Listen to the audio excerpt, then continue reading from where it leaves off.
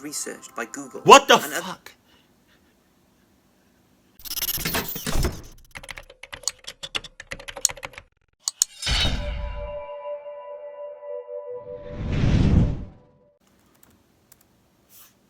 Sup?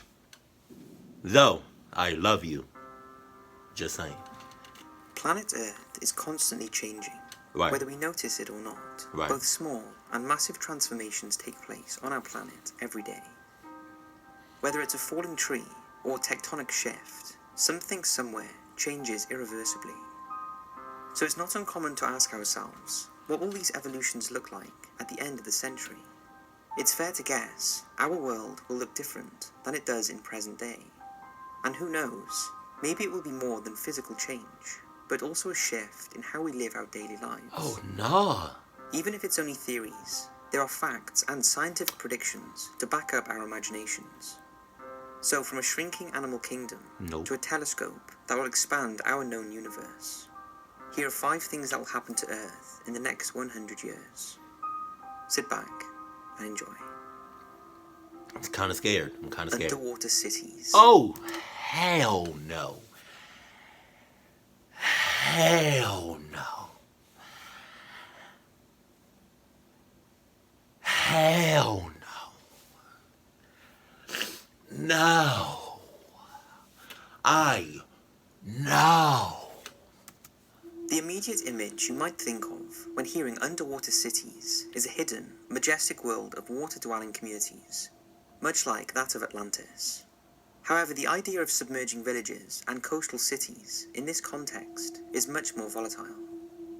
For 800 years, humans have been tracking sea level measurements around the world, and for the past few decades, researchers have calculated rising sea levels, unlike they've ever seen before. Of course, the direct reason behind such drastic changes is the melting ice caps and other frozen habitats heating up. The channels of ice sheets add thousands of litres of water per day to the ocean, impacting the rest of the world on land. Now, this isn't a myth, this is fact. Studies by the Environmental Panel on Climate Change last year forecast that the sea level will continue to rise 2 metres over the next 100 years. However, this is based purely on speculation and current trends.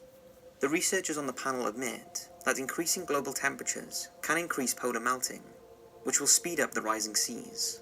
So while 2 meters seems insignificant, that's just a rough estimate. What the fuck? The effects of such a rise would be quite disastrous.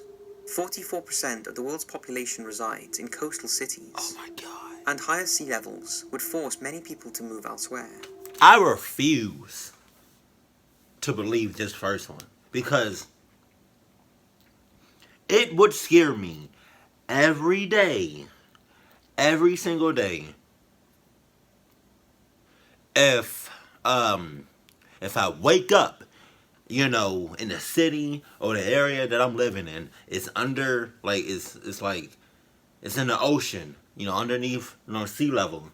It would scare me every day if I woke up and I saw a big ass shark just looking at me talking about something.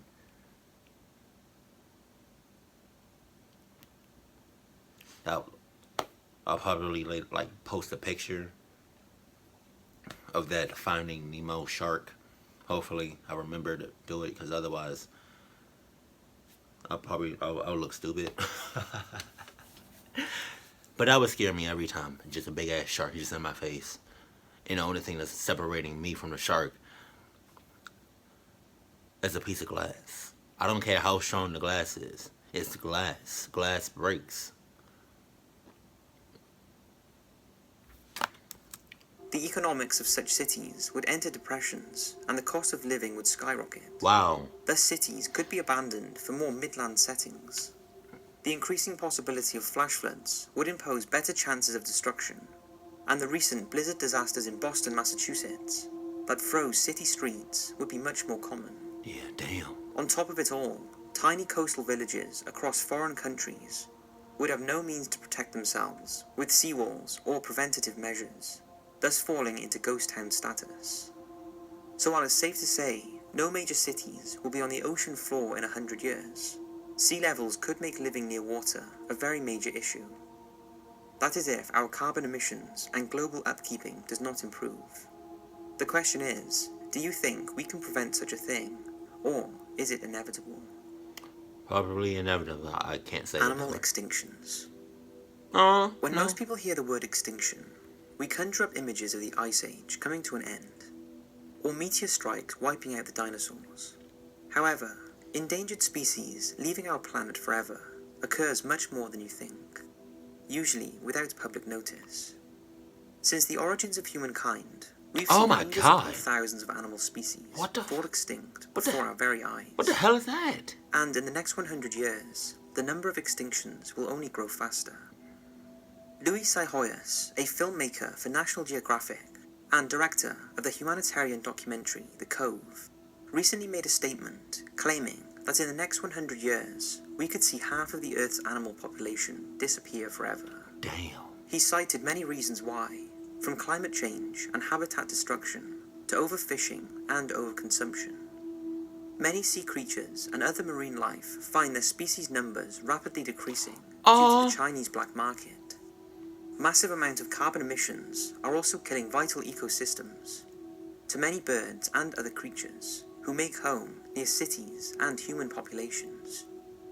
Even away from civilizations, big game poachers are killing animals despite heavy preventative measures. The one positive point to all of these monstrosities is animal extinction can mostly be prevented. If we as a society come together to protect nature and the bountiful animal life that walks the earth, we can help other species sustain for the next 100 years and beyond.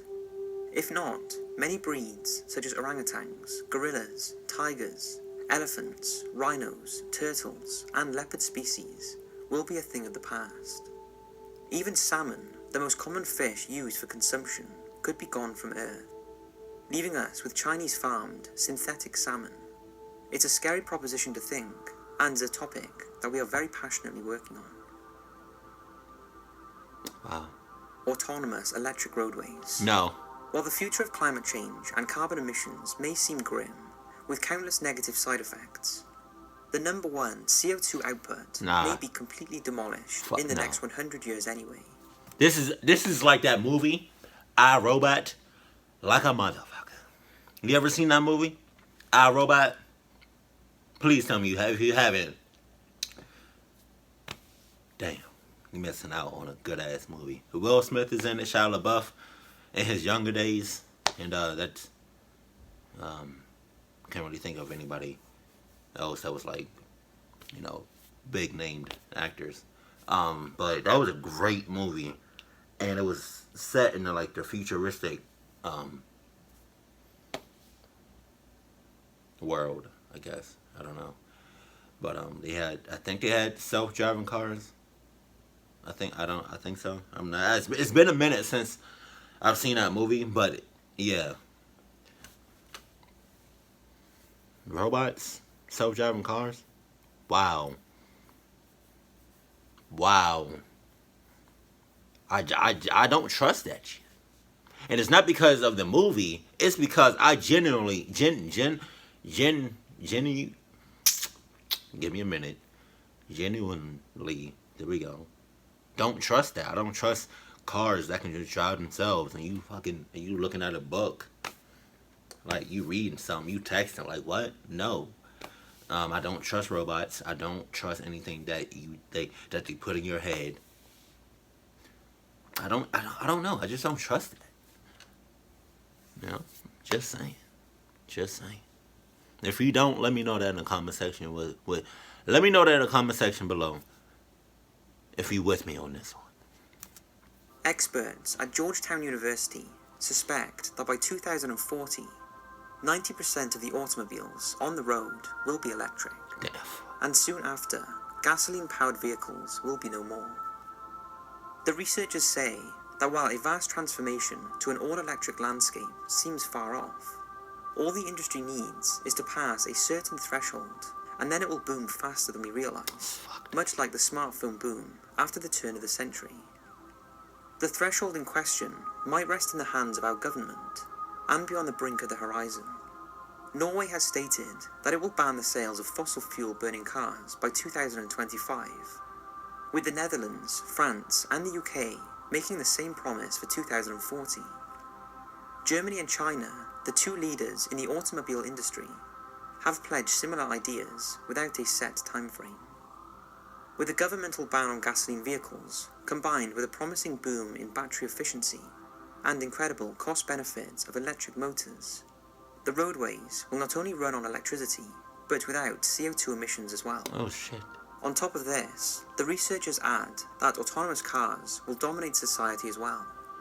Stanford economist Tony Seba says that by 2030, 95% of passengers' miles will be in self-driving vehicles.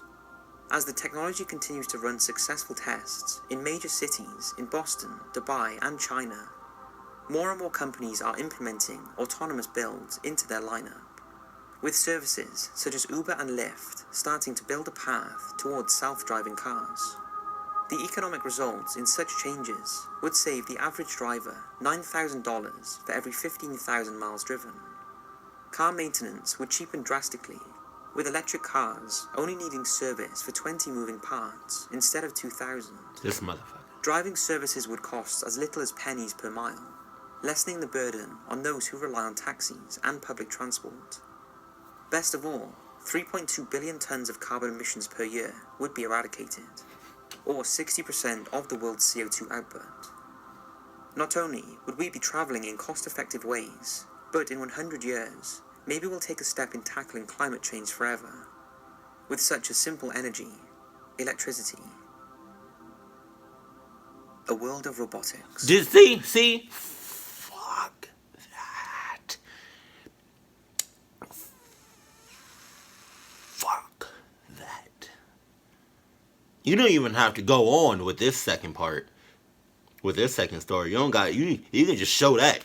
And that'd be the end of number 2. Just go to number 1. I don't want to hear nothing about this. God damn. Look at that shit. Fuck.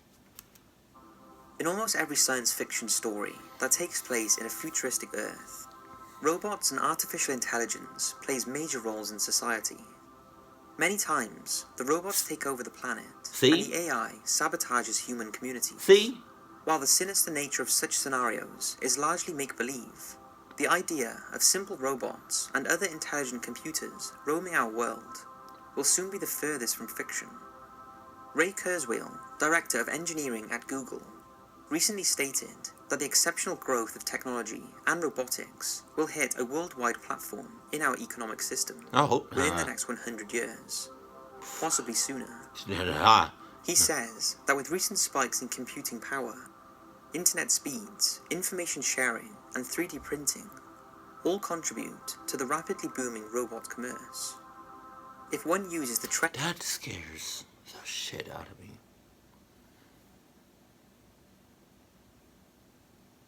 What if one day, what if you have a robot in your house just helping you out? Or you see a robot on the street and you just walking or whatever, or you just, it's just, the robot is just out and about, whatever.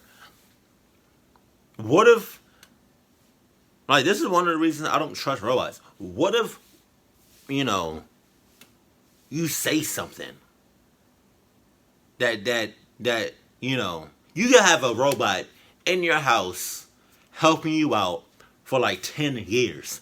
10 years strong. The robot has never done anything to you to harm you. Has never shown any sight.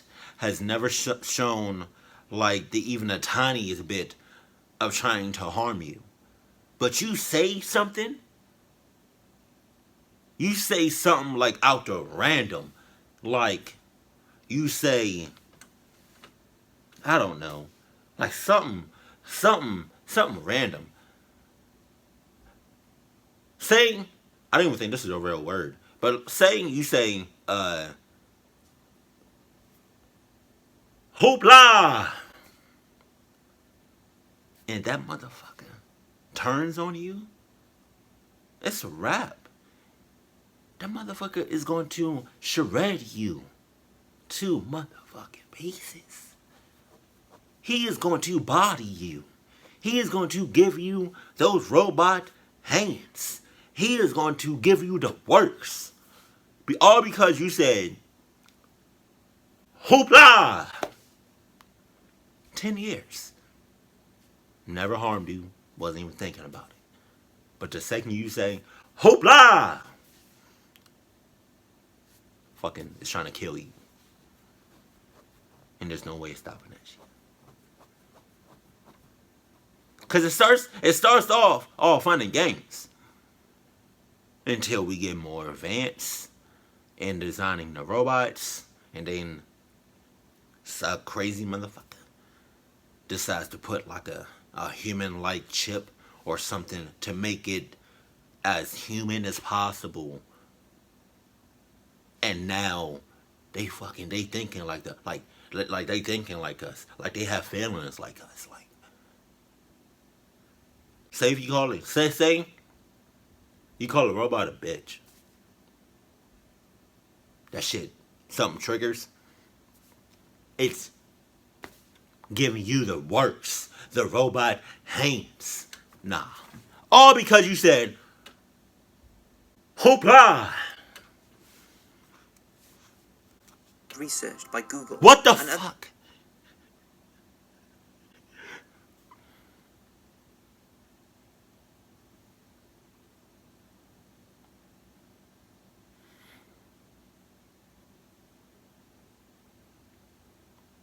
That's probably. I hope that shit is fake and it's like a render. It's like an animated whatever.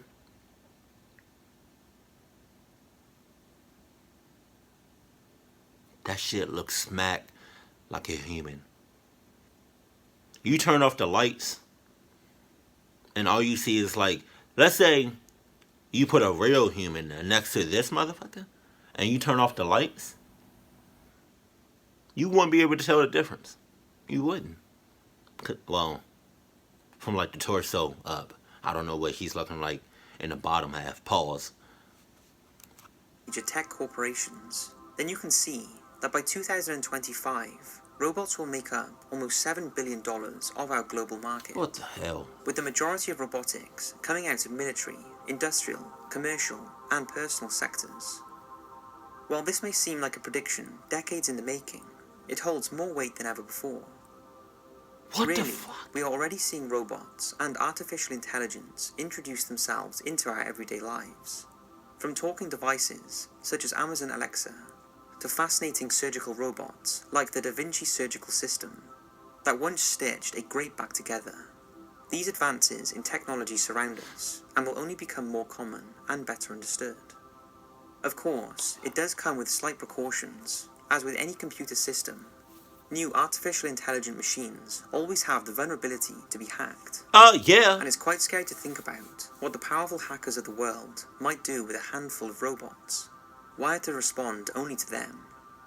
So while Google and Apple work hard to produce a world of robotic technology, let's hope they remember that safety measures to protect us from ourselves should be the #1 goal. The last thing we want is a World War AI. A universe uncovered. Probably the most exciting opportunity we'll have here on Earth in the next 100 years takes place light years away. In recent years, the European Southern Observatory laid down a concept called OWL, also known as the Overwhelmingly Large Telescope. The title of such a project itself is self-explanatory. With a planned aperture of 100 meters in diameter, a telescope of such proportions could accurately analyze much further than we have ever done before. This would give scientists the ability to research exoplanets and possibly extraterrestrial life. Damn. The mammoth spectrum of the OWL could reveal life-wielding molecules and other living organisms that previous technologies, like the Hubble Space Telescope, could not see. Right now, the problem with building one immediately is due to the size and cost of building such a machine. Creating a segmented mirror that the OWL would require is simply unaffordable to current scientists. But with years of funding, further research into telescopic architecture, building the OWL is certainly feasible. Current researchers at the European Southern Observatory say that practice with smaller built OWLs could give them the experience needed to take on a 100-meter sized aperture, providing optimism to the hopes of building the original design. Just think, within 100 years, we will probably have the lens to view planets and their inhabitants that we never knew existed. The idea that there's zero life out in the infinite universe isn't plausible, and with increased abilities, who knows what we'll uncover. Maybe we'll find resources to help sustain our own planet. Or maybe a form of life that defies our law of physics and gives new meaning to our existence. No one knows for sure, but it will be a fascinating century as the dreams become reality. So that's 5 things that will happen to the Earth in the next 100 years. I hope you've enjoyed this video, and don't forget to hit the notification bell for the Top 5s channel. We upload amazing content throughout the week. A Top 5s video on Saturday and occasionally midweek, and then our exploring videos and Murderous Minds documentaries as and when. Don't forget to hit the bell so that you get a notification every time we upload.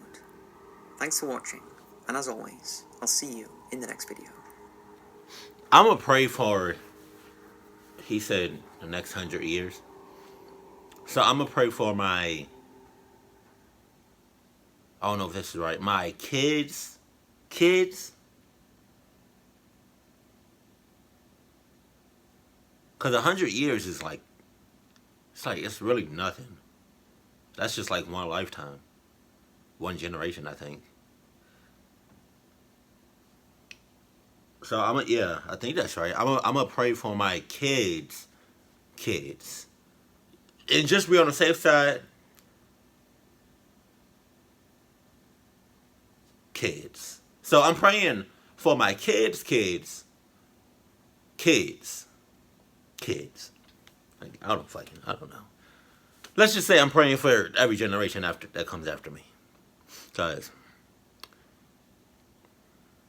I don't know what's more believable. Having a city under the ocean, and we sharing, you know, the ocean with the sea animals, the sea creatures, or having realistic human robots, robot looking humans. Yeah, there we go. That's, both of those are really scary to think about. But I think I would be, I don't know. Because out of all of the things that he said, he listed in this video, I don't know which one, if I had to choose. And let me know that in the comment section below, which one would you pick? To be living in a world with robots that look like humans, or living in the ocean, under the sea, or in the sea, with sharks and big ass squids and whatnot and stuff like that, like, because the deeper we get into the ocean, the greater the pressure is. So regardless if the city is like right there, like at sea level, or it's like deep as hell in the ocean, we're gonna need some strong ass glass.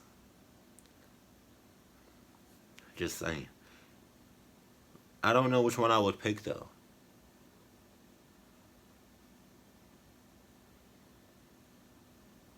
That's a hard ass. I don't know. I can't really think, because I would have to. I can't think.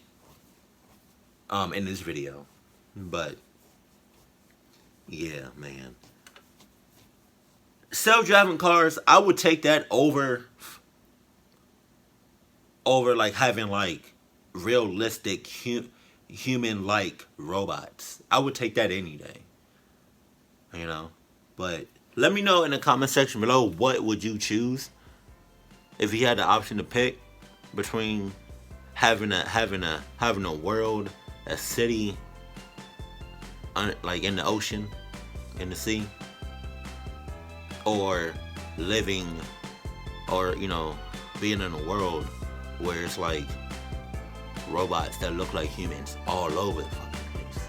What would you choose? Like, let me know that in the comment section below because I can't really answer that. That's a hard ass question.